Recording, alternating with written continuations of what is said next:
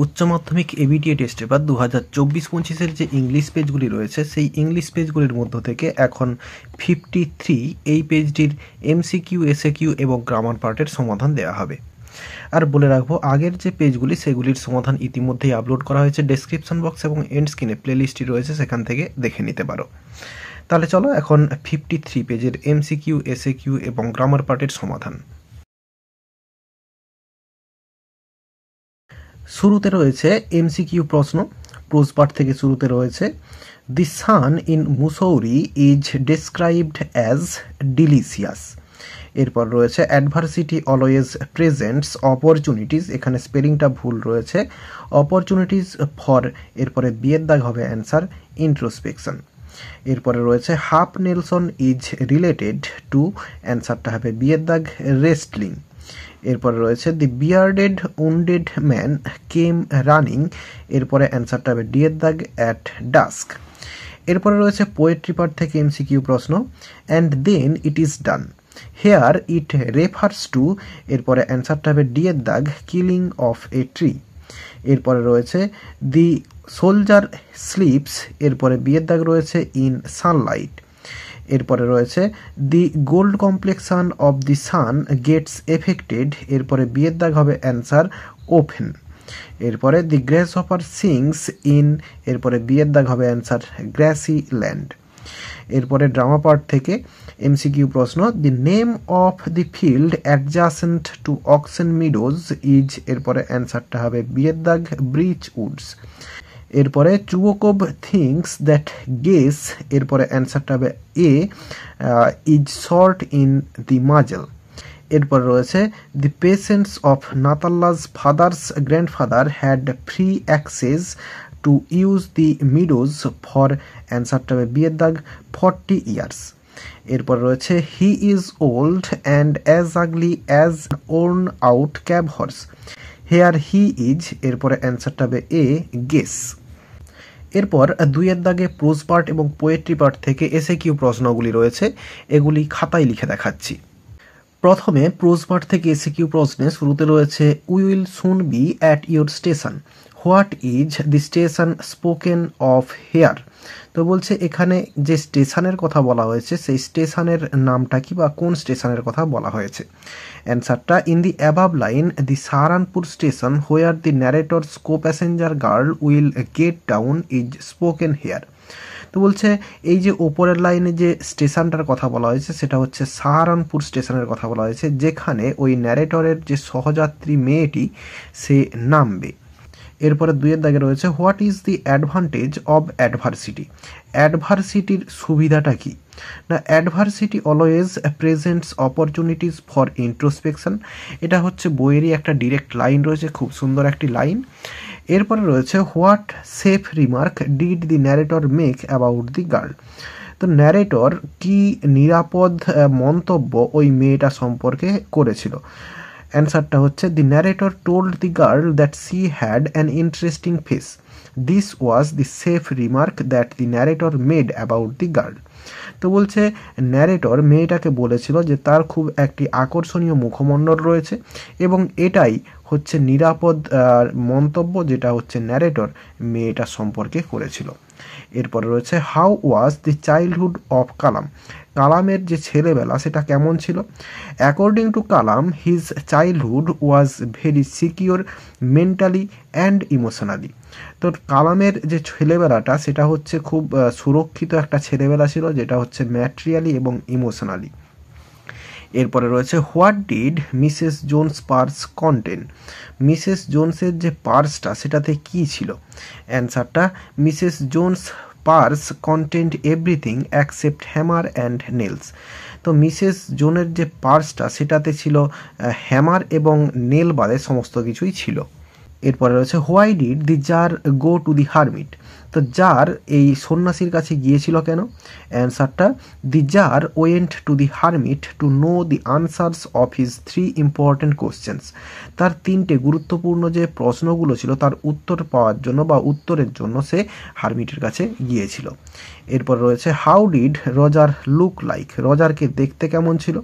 অ্যান্সারটা Roger looked as if he were 14 or 15, frail and willow wild in tennis shoes and blue jeans. তাহলে রজারকে দেখে মনে হয়েছিল তার 14 অথবা 15 বছর বয়স, তাকে রুগ্ন এবং তার চুলগুলো উস্কো খুস্কো এবং টেনিস জুতো পরেছিল আর ব্লু জিন্স পরেছিল।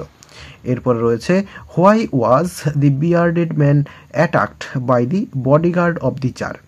দাঁড়িওয়ালা মানুষটিকে এই জারের যে বডিগার্ড তারা হচ্ছে অ্যাটাক করেছিল কেন?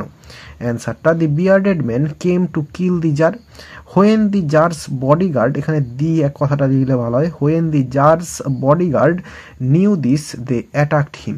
তো ওই দাঁড়িওয়ালা লোকটি জারকে মারতে এসেছিল এবং যখন বডিগার্ডরা জানতে পেরেছিল, বডিগার্ডস হয়ে যখন জানতে পেরেছিল তখন তারা হচ্ছে তাকে অ্যাটাক করেছিল।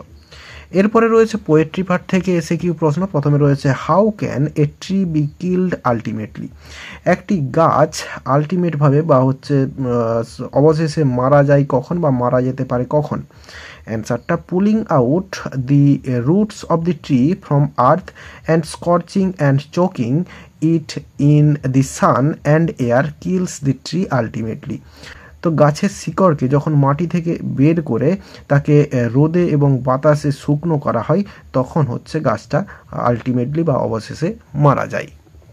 এরপর রয়েছে what does the river leave on the valley. তো এই নদী উপত্যকাতে কি ছেড়ে যায়? অ্যান্সারটা the river leaves the long strand of silver on the valley in the poem asleep in the valley. এই কোশ্চেনটা অনেকবার পাওয়া গিয়েছে আগের পেজগুলিতে। এরপর রয়েছে how can a tree be uprooted. একটি গাছকে কিভাবে উপড়ে ফেলা যেতে পারে? অ্যান্সারটা in the poem on killing a tree by give battle the tree is uprooted by digging out its root from the ground. তো গাছের শিকড়গুলোকে একেবারে মাটি খুঁড়ে বের করে একটা গাছকে উপড়ে ফেলা যায়। এরপরে রয়েছে they fill the hollow. What does the word hollow mean here. তো এখানে এই যে হোলো কথাটা রয়েছে এটার মানেটা কি এখানে? অ্যান্সারটা in the অ্যাবাব line the hollow refers to the valley in the poem asleep in the valley. তো এই কবিতাতে যে উপত্যকাটার কথা বলা হয়েছে সেটাকেই এখানে এই হোলো কথাটা দিয়ে বোঝানো হয়েছে। এরপরে রয়েছে how do the darling birds of may get affected. তো বলছে সুন্দর সুন্দর যে ফুলের কুঁড়িগুলো মে মাসের সেগুলো কিভাবে প্রভাবিত হয়? অ্যান্সারটা the darling birds of May are second by the rough winds. তো সুন্দর সুন্দর ফুলের কুঁড়িগুলো সেগুলো হচ্ছে দমকা হাওয়ার দ্বারা হচ্ছে ঝরে পড়ে। এরপরে whose voice shall run from hedge to hedge. তো ঝোপ থেকে ঝোপে কার শব্দ ছুটে বেড়াবে? অ্যান্সারটা the grasshopper's voice will run from hedge to hedge in the poetry of earth.